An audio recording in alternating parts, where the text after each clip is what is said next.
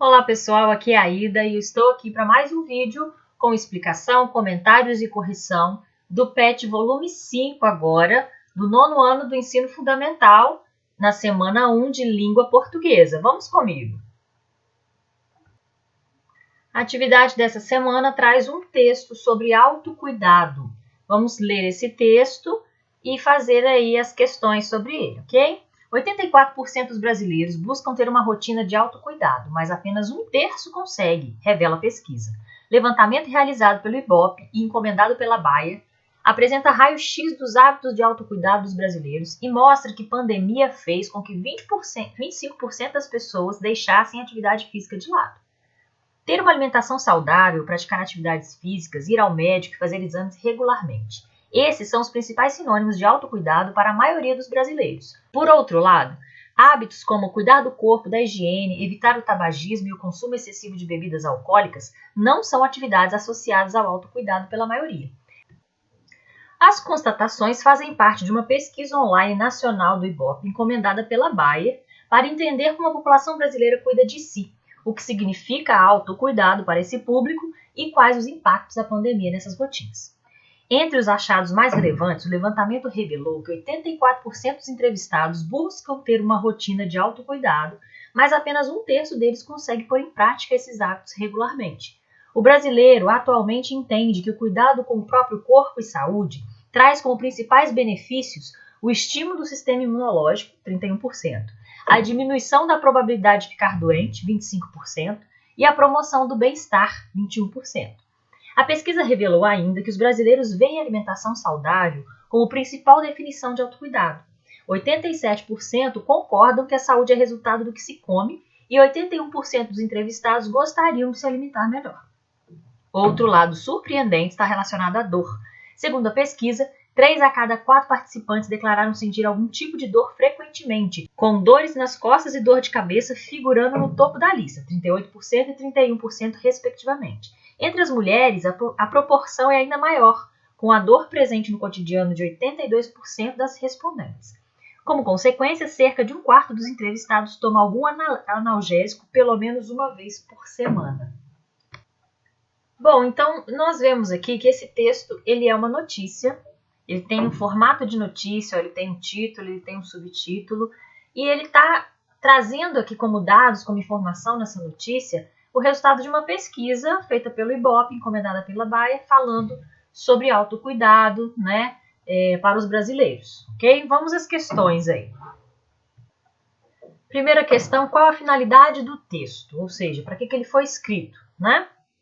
O texto ele tem a finalidade de informar o resultado de uma pesquisa sobre autocuidado realizado pelo IBOPE. Basicamente, é isso aí que o texto traz para a gente, tá bom? Segundo o texto, quais são os sinônimos de autocuidado? Bom, o texto traz o resultado de uma pesquisa, viu, gente? Então, a gente tem que olhar lá no texto quais são os sinônimos de autocuidado para o brasileiro, de acordo com o resultado da pesquisa, ok?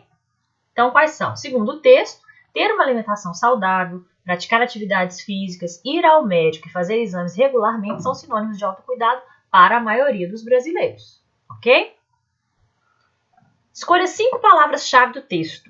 Como o próprio nome diz, a escolha dessas palavras dependerá da importância delas no texto. Em torno delas é que o texto é construído.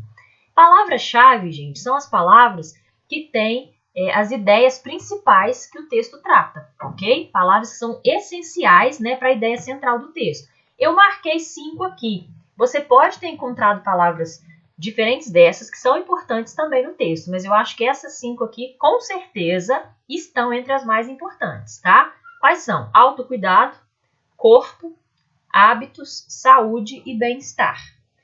Tem que ser essas 5? Não pode ter outra diferente, trocar? Claro que tem outras aí importantes, mas essa é uma ótima resposta aí. Com certeza essas 5 estão entre as mais importantes do texto, ok? Seguindo então para o número 4. Escreva 3 ideias fundamentais para o desenvolvimento do texto. Como assim 3 ideias fundamentais para o desenvolvimento do texto? Esse texto, ele traz os resultados de uma pesquisa. Então, as ideias que são fundamentais para ele são as ideias que estão nos resultados dessa pesquisa. São o conteúdo, né, que a pesquisa investigou, vamos dizer assim. E quais os 3 pontos principais dentro desse conteúdo?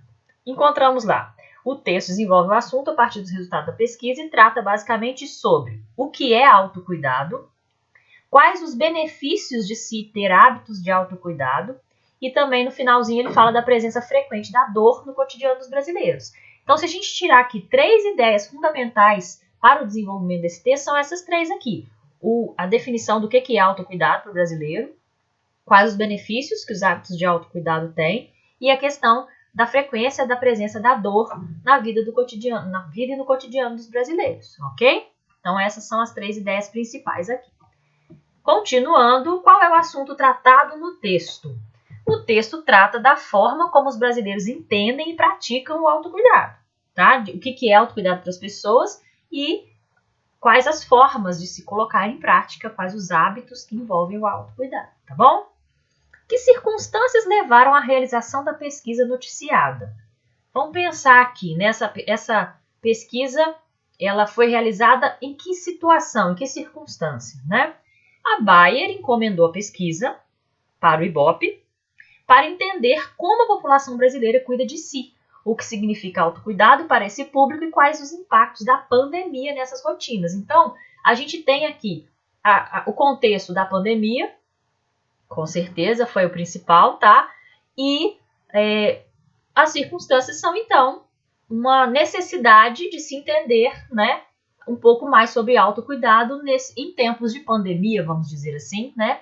E a Bayer, então, encomendou essa pesquisa para o IBOP, ok? Para poder ter aí um pouco mais de informação a respeito disso, ok? Seguindo, então, para a atividade 2, a gente tem um quadro aqui com figuras de linguagem. Assunto muito importante, muito recorrente, fundamental para a gente interpretar vários tipos de texto, principalmente textos literários. Então, vamos dar uma atenção especial para esse quadro aqui, para depois a gente fazer as questões, tá bom? Primeiro, o que são figuras de linguagem? São recursos estilísticos usados para criar efeitos de sentido nos textos. Algumas aqui das principais. A metáfora, sem dúvida, é uma figura de linguagem das mais usadas, tá? Representa uma comparação de palavras com significados diferentes e cujo termo comparativo fica subentendido na frase. Exemplo, a vida é uma nuvem que voa. Por que isso aqui é uma comparação subentendida? Porque eu estou comparando a vida com a nuvem. Mas eu não estou usando aqui um termo que estabelece comparação, como se fosse a vida parece uma nuvem, a vida é como uma nuvem, a vida é igual a uma nuvem. Não tem esses termos como, igual, parece. Então, é uma comparação subentendida da vida com a nuvem. Isso é a metáfora, tá bom? Quando você usa um termo ali que está estabelecendo uma relação de comparação subentendida com o outro, beleza? Metonímia é a transposição de significados considerando a parte pelo todo. Exemplo, costumava ler Shakespeare. O que é a metonímia aqui? Quando você fala ler Shakespeare, você não lê uma pessoa, você lê aquilo que ele escreveu, não é isso? Então, aqui houve a troca do autor pela obra. Ao invés de você falar que você costumava ler os textos, os livros, as peças do Shakespeare, você falou que costumava ler o Shakespeare. Então, está trocando aqui aquilo que ele produz, a obra dele, pelo nome dele, na hora de construir a frase, tá bom? Existem outros tipos, tá, gente? Aqui um exemplo, autor pela obra, mas existem metonímias que trocam outras coisas, tá bom? Um outro exemplo legal aqui é comi um prato de macarronada. Você não comeu o prato, você comeu a macarronada. Então, você está trocando o quê? O conteúdo pelo recipiente, o prato pela macarronada em si. Então, bebi um copo d'água, mesma coisa. Então, tem várias outras metonímias aí bem comuns, bem usados no dia a dia, que são claramente aí essa figura de linguagem, tá bom? Hipérbole corresponde a um exagero intencional na expressão. Quase morri de estudar. A hipérbole, então, é esse exagero. Ninguém vai achar que realmente você quase morreu quando você falar isso. Você está exagerando para indicar que você estudou muito, tá? Então, quando você usa esse tipo de exagero figurado, é uma hipérbole. Eufemismo, utilizado para suavizar o discurso. Exemplo, entregou a alma a Deus. A frase informa a morte de alguém. É muito comum o eufemismo para se referir à morte, porque a morte é uma ideia ruim, né, que ninguém gosta de falar sobre a morte, né? Então, a gente usa vários eufemismos aí para suavizar, para diminuir o peso da ideia. Mas você pode usar eufemismo para muitas outras coisas. Quando você tem, geralmente a gente usa quando tem ali uma informação que não é muito legal, que não é muito boa, e a gente quer dar uma suavizada, tá bom? O eufemismo, então, é muito comum para a gente usar no dia a dia e, é claro, pode ser usado em textos literários também, né? Personificação, também chamada de prosopopeia, é a atribuição de qualidades e sentimentos humanos a seres irracionais. O jardim olhava as crianças sem dizer nada.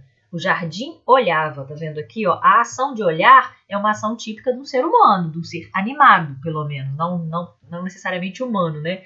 Mas pode ser um animal também. Mas jardim não. Então, estou aqui atribuindo ao jardim, que é um ser inanimado, né, irracional, uma característica, uma ação de um ser animado, ok? Então, isso é uma personificação. Toda vez que você atribui a quem não é animado uma ação ou uma característica de um ser animado, tá bom? Antítese é o uso de termos que têm sentidos opostos. Toda guerra finaliza por onde devia ter começado, a paz.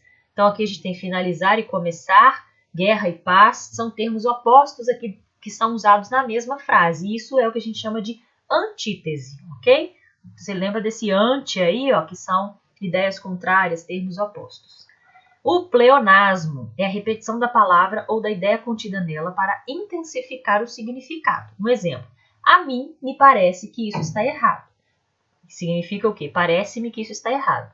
Quando você usa aqui a mim e me, você está dizendo duas vezes a mesma coisa. Esse tipo de construção, ela pode ser usada para, como justificativa que a gente tem o quê? A ênfase que você quer dar à pessoa a quem se refere esse me aí. Então, você pode usar sim, a mim me parece que isso está errado. Mas a gente tem que tomar cuidado porque existe o pleonasmo vicioso, que é considerado errado, que é aquele subir para cima, entrar para dentro, sair para fora, né? Que são construções às vezes usadas no dia a dia, mas que não enriquecem a linguagem, pelo contrário, empobrecem. Bom, vamos às questões então sobre as figuras de linguagem. A gente tem aqui alguns anúncios e a gente vai procurar figuras de linguagem e identificar as figuras de linguagem. Cascas, limão desabafa, já passei muito aperto na minha vida. Aqui a natureza e a estrela. Hortifruti. Então, a propaganda de um hortifruti. Tem duas figuras de linguagem aqui. Quando eu digo limão desabafa, desabafar é uma ação atribuída a um ser animado, não a um limão, né? Então, limão desabafa é uma personificação, ok? O limão está personificado aqui. E quando eu digo aqui a natureza é a estrela, a natureza é como uma estrela, ela brilha como uma estrela, ela é a principal, não é isso que você está querendo dizer? Isso é o quê? Uma metáfora. Por quê? Existe uma comparação subentendida entre a natureza e a estrela, ok? Então, duas figuras de linguagem aqui, a personificação e a metáfora, ok? Vamos agora para o segundo texto da atividade. Banho e tosa. Aqui o seu cão sai um gato. O cão sai um gato. Aqui a gente tem também uma metáfora. Por quê? Porque esse um gato aqui não se refere ao animal em si, mas é como se fosse uma comparação, né, com a ideia que a gente tem de que o gato é um animal fofinho, bonito, né? Então o cão sai bonito, como um gato, ok? Então isso é metáfora, beleza? Seguindo para o texto 3. 5 novidades para deixar você de boca aberta. Fechada, aberta, fechada, aberta, fechada, aberta. Bom, tem duas figuras aqui também. Primeiro, essa ideia de deixar você de boca aberta. O que é deixar você de boca aberta? É uma metáfora também. Por quê? Porque ficar de boca aberta é aqui ficar como quem fica, vamos dizer assim, admirado, espantado, né? Com uma situação, não acreditando, né? Numa situação. Porém, a gente também tem aqui, ó, ideias opostas, aberto, fechada, aberto, fechada. Isso é uma antítese, ok? Bom, continuando aqui, pergunta-se qual é a importância das figuras de linguagem nesses textos aqui, que a gente acabou de ler. Lembrando que são anúncios, propagandas, ok? As figuras de linguagem, elas deixam os textos mais descontraídos e informais, pois foram empregadas expressões bastante comuns na linguagem coloquial. Então, essas figuras de linguagem aqui deixam a linguagem dos textos mais descontraídas, porque são figuras de linguagem que são comuns, são usadas aqui expressões figuradas bem comuns na linguagem coloquial, na linguagem do dia a dia, tá bom? A número 3, para terminar, fala: tente reparar nos textos que lê no cotidiano, para a escola ou para outras finalidades, se aparecem figuras de linguagem e quais efeitos de sentido elas geram. Dê pelo menos 2 exemplos.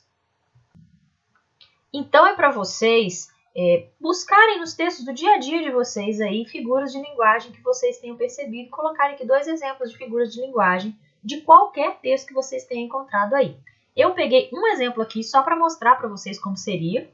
Lembrem que são 2, então não vai ser só esse daqui, não vai satisfazer a resposta aqui. Mas eu peguei lá do texto que a gente leu no início do vídeo. Olha só. Levantamento realizado pelo IBOP e encomendado pela Bayer apresenta raio-x dos hábitos de autocuidado dos brasileiros. O que é o raio-x aqui? É um sentido figurado, é uma figura de linguagem, uma metáfora. Raio-x tem o sentido de revelar, trazer ao conhecimento de todos. Está pedindo aqui para vocês buscarem o exemplo e explicar qual é o efeito de sentido. Então, o efeito de sentido aqui é esse efeito de revelar, de trazer ao conhecimento. Então, esse raio-x não é literal, ele é figurado aqui. E olha que é um texto jornalístico, não é um texto literário. Então, a figura de linguagem está presente em vários tipos de textos, em várias situações aí de comunicação, ok? Bom, eu espero que esse vídeo tenha sido útil para você. Se você gostou, dá o seu like aí, compartilha com algum colega seu, para que ele também possa, aprender um pouquinho mais, tá bom? Fiquem com Deus e até semana que vem.